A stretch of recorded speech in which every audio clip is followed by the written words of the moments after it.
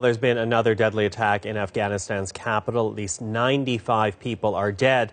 This after a car bomb exploded in a crowded street. Let's bring in Natasha Fatah. She's covering the story for us today. So how did this all unfold today, Natasha? Michael, the information we're getting is coming directly from the health ministry, which is giving us those numbers that at least 95 people are dead and 158 others are injured. And they anticipate that number will continue to rise as they deal with the carnage that's been left behind as a result of a suicide bombing in Kabul.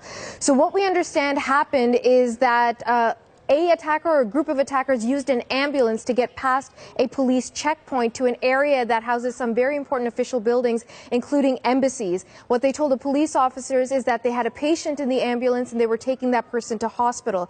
It was at the second police checkpoint that the bomb was detonated. And as you can see, people and their bodies were scattered all over the area. Dozens of buildings and cars were damaged, and people ran out from the businesses that they were working in to try and help first responders, try and help some of the injured get to nearby hospitals, but just a very violent and brutal scene taking place. Now, the Taliban has claimed responsibility for this attack, and what local officials are saying is that 4 people have been arrested and they are currently being questioned, but beyond that, very few details about what took place in Kabul.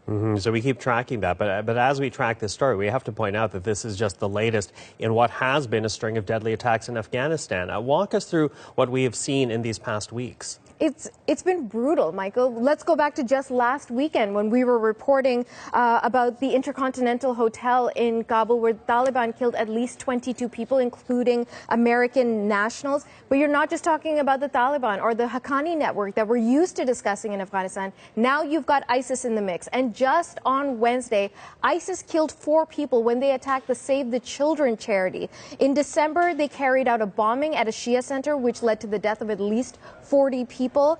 And in October of last year, 176 people across Afghanistan were killed as a result of multiple different terror attacks. So you've got ISIS, you've got the Haqqani network, you've got Taliban, and in the meantime, the people of Afghanistan are suffering and having to deal with this violence.